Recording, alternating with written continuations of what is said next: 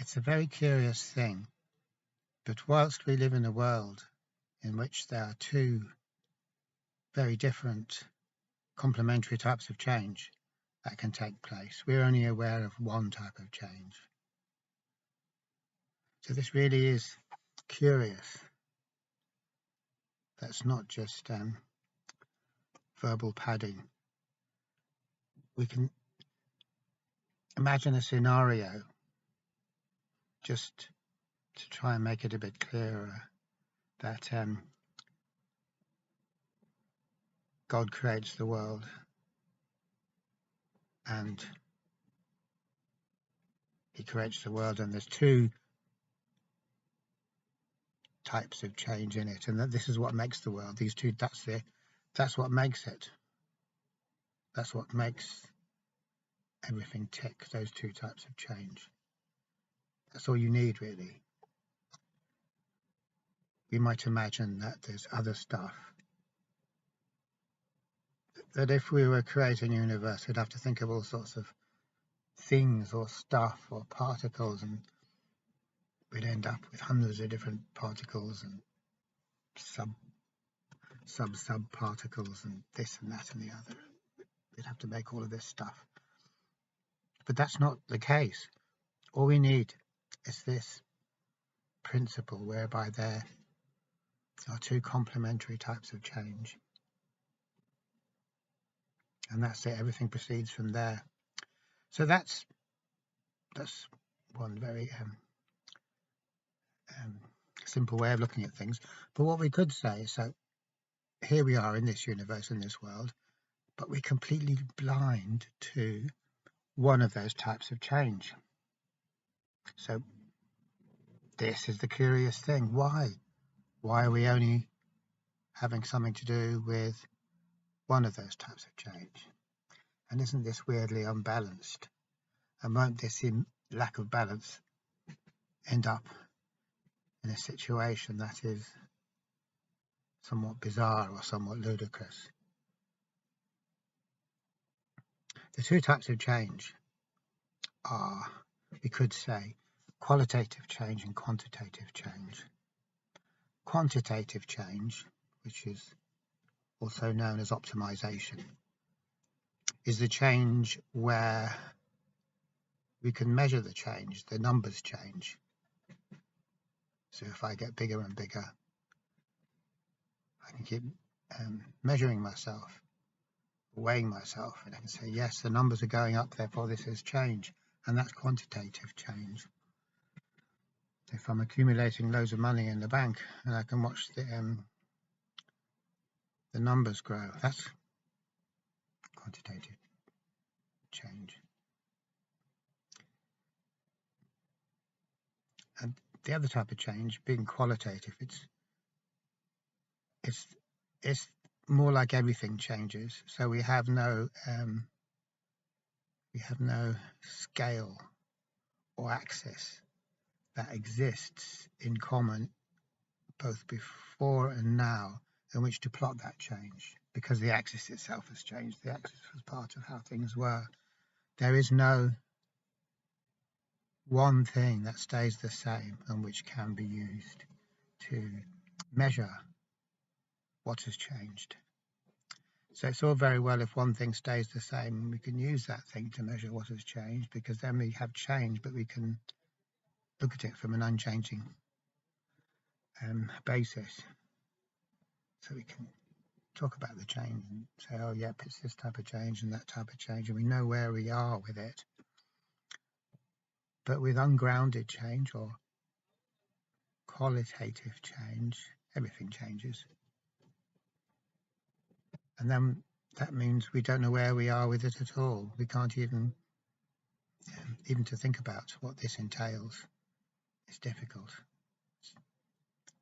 because we usually have some framework in order to think about things, and here is change that happens not within a framework.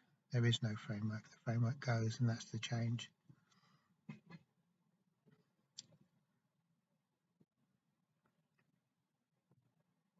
Optimization is something that is much easier to understand than qualitative or ungrounded change, of course. Optimization is where we get better and better at doing something. We're optimizing our game. So if I'm playing an Xbox game, whatever it is, Call of Duty 7, Call of Duty 8, or whatever it is, and I'm working away, getting better and better and better at the game, and doing the advanced super difficult version of the game, and just I'm getting really, really, really good at it because I'm putting in so much effort. That's optimization. I'm not doing a different thing. I'm playing Call of Duty, but I'm getting better at it. So this is change in a way because you can see that I'm moving towards the position of optimum performance. Absolutely optimum performance. I'm getting closer and closer to perfection, in other words. So there is this tantalizing type of change where we can see that we're getting closer and closer to perfection. And we automatically get this feeling, or conviction maybe is a better word, that when we hit the jackpot and we get total perfection, something great is going to happen, something really, really great, because this is what we're aiming at, and everything else is just regarded as an error.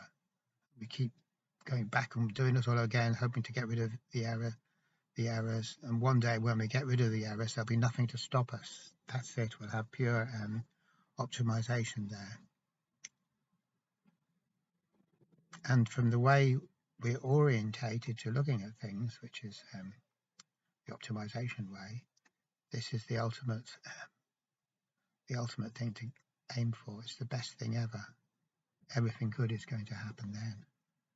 That's the key to everything. So this is strange because we've actually made a virtue of not changing, of not moving on. We've made a virtue of getting stuck in the same old thing. And if we step outside of the box a little bit, we can see that no matter how great I get at doing the same old thing, it's not going to make the slightest bit of difference because it's just the same old thing anyway. I've just got better at doing it. So obviously, when we look at things from a wider viewpoint, we can see optimization isn't going to bring anything great at all. I'm just getting more and more stuck, and if I do optimize, which is one of these theoretical things, 100% optimization is never possible. There is always randomness, there is always error. But in our fervor, we imagine that it is possible.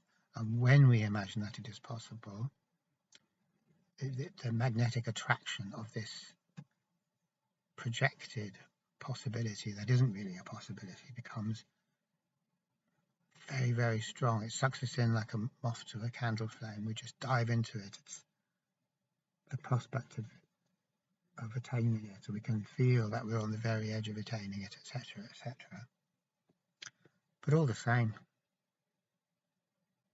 what fuels this type of change is the illusion that I think I'm getting somewhere. But when we look at it, no one's getting anywhere in optimization. We're just getting more and more entrenched. And getting more and more entrenched doesn't lead to anything other than being more and more entrenched. The illusion that it leads is that it leads somewhere else. That when we get good enough at the game, we go to another level. It's like we get some kind of transcendent moment and we leave that behind. We go to the next level, but that's not true. That's not how it works at all. Optimization doesn't lead to a jump in the level. A jump to another level is qualitative change. And whilst there is such a thing as qualitative change, we don't get there by being obsessively fixated. Obsessive fixation doesn't lead to qualitative change. Obsessive fixation doesn't lead anywhere. So another way of putting this is saying that, okay, my optimization is to say that what I'm getting better at and better at is playing the game of being this ego identity. I get better and better at it, and maybe the ego identity wins prizes of a sort, wins some kind of affirmation from the world around me, and this ego identity gains kudos maybe because we're living in a reality which is totally designed in terms of its meaningfulness to the ego identity. It doesn't. The whole of society only has meaning to the ego identities that partake in it. If we were to stop playing the ego identity game and we were to look at society, it would be quite meaningless to us. There'd be nothing in it to interest us. There'd be nothing in it to go for, because it's just all the ego identity and all the possible ways of that ego identity to improve itself or get a higher status in the game. So we could equally well say that optimization in this psychological sense means getting better and better at being who we think we are, or getting better and better at being who the system says we are. And again, we imagine that if we conform enough, if we really do play the game single-mindedly and wholeheartedly enough, something great will happen. This is the promise that keeps us all striving to, that keeps us all engaged in the activities that are causing society to take over. All of our goal-orientated or future-orientated activity is based on the illusion that if we conform enough to the game, something great will happen. That we'll get freedom from conforming, or freedom from giving away our freedom, which when we put it like that, sounds obviously it's not entirely plausible. So that's the type of change we do know about. The other type of change is where we step out of the game. You just stop playing the game. And it's only in the game that I know who I am and what it's all about. That's what the game is for, to provide that orientation, that positive orientation. So as soon as I stop playing the game, I don't know who I am and I don't know what it's all about. And that's reality. That's how things actually are. As Baudrillard says, it's always the same. When we're liberated, we're forced to ask who we are. So that carries the kind of inference that, well, maybe we don't want to be liberated after all, because when we are liberated, that's where the challenge is.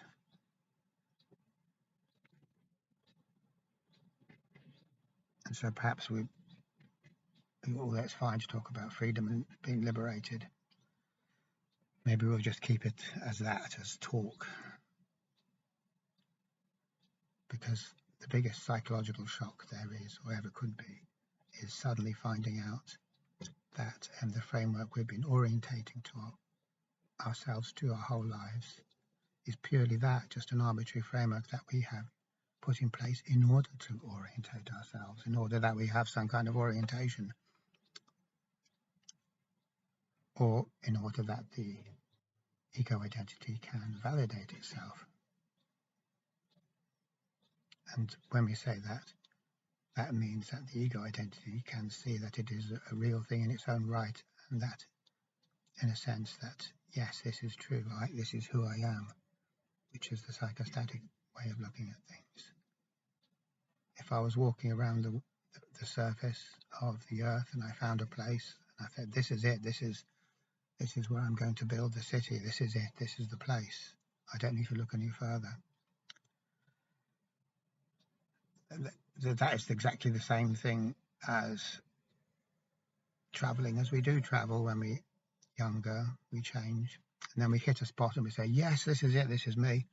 I'm sticking my flag in here, this is me, I'm not looking any further, which is the whole optimization thing.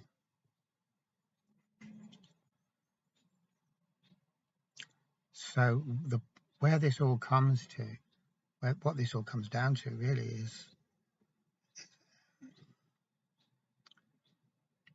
the impact it has on our understanding of what's good for us or healthy for us or wholesome for us.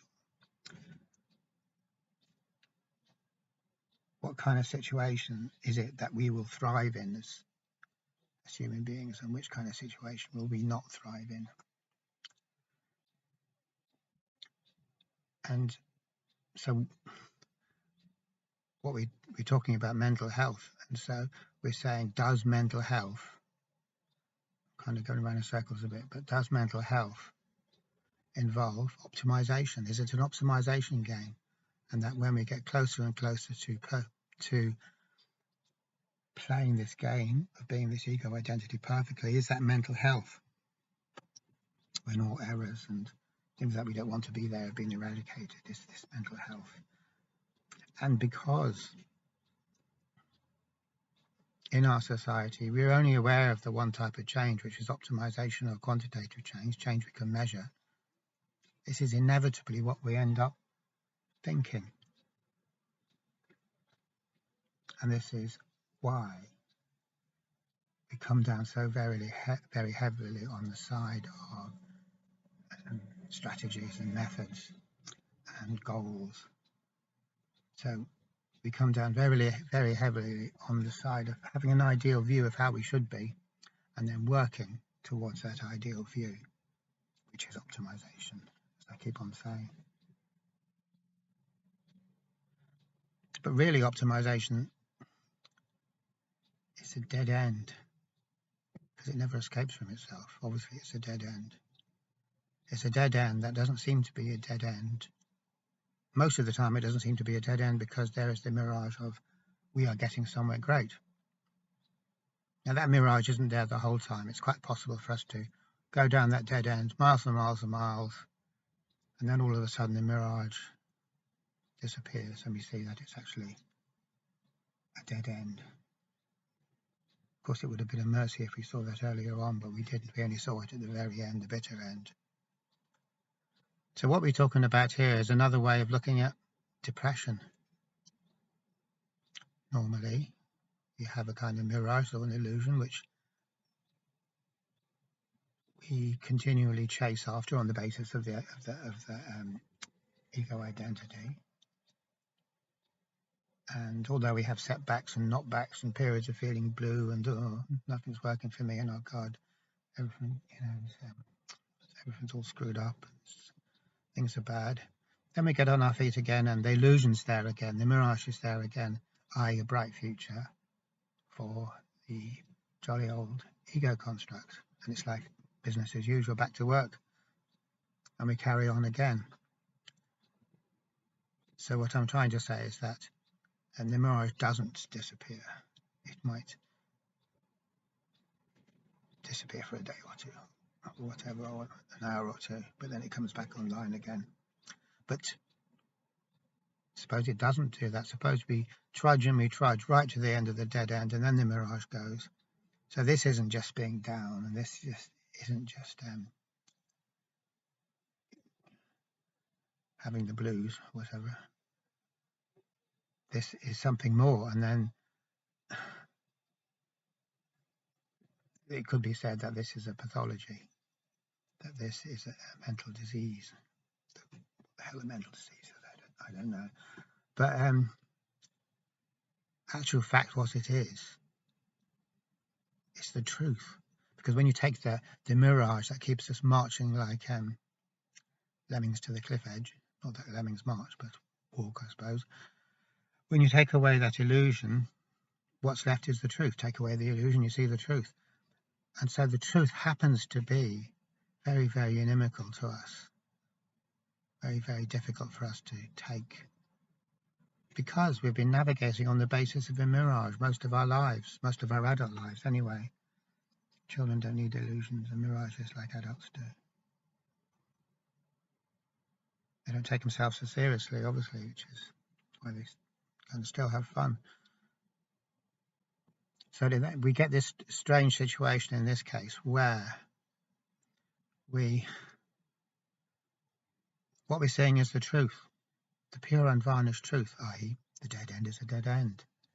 It's a horrible dead end. It's totally frighteningly bleak and sterile. It's a terrible, terrible dead end, and that's the truth. That's what consciousness brings to us. That's what being aware brings to us.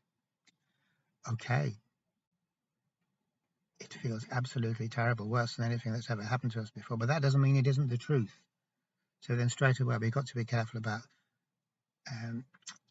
talking about the distress and suffering caused by something like depression, and then talking about it in such a way that it's a pathology and something's gone wrong, we need to fix it. It is appallingly grueling, and even when I'm trying to think of words, I'm painfully aware of how stupidly inadequate all words are when it comes to describing this kind of thing, because it's a revelation of pain that we can't even conceptualize till we're there, and it's like we never knew that it was possible to feel so bad, unremittingly, relentlessly. But the weird thing is, that doesn't mean that we have to say that this is a pathology, this is something going wrong. If the truth hurts, that still doesn't mean that the truth is an illness or that the truth is a error in our way of looking at things.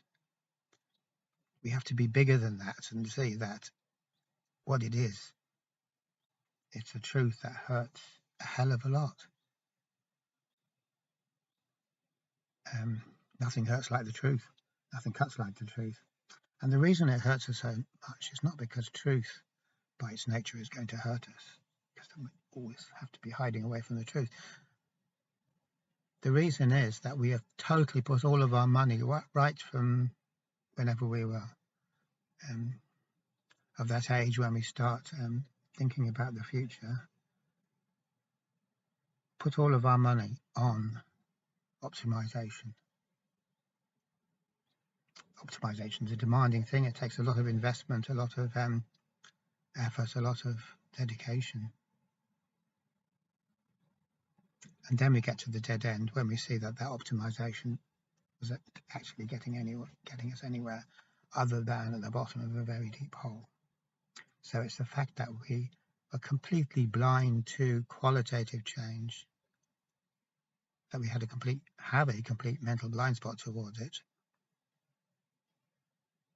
Even the most eminent psychologist, I would say, has a complete blind spot as with regard to the possibility of qualitative change.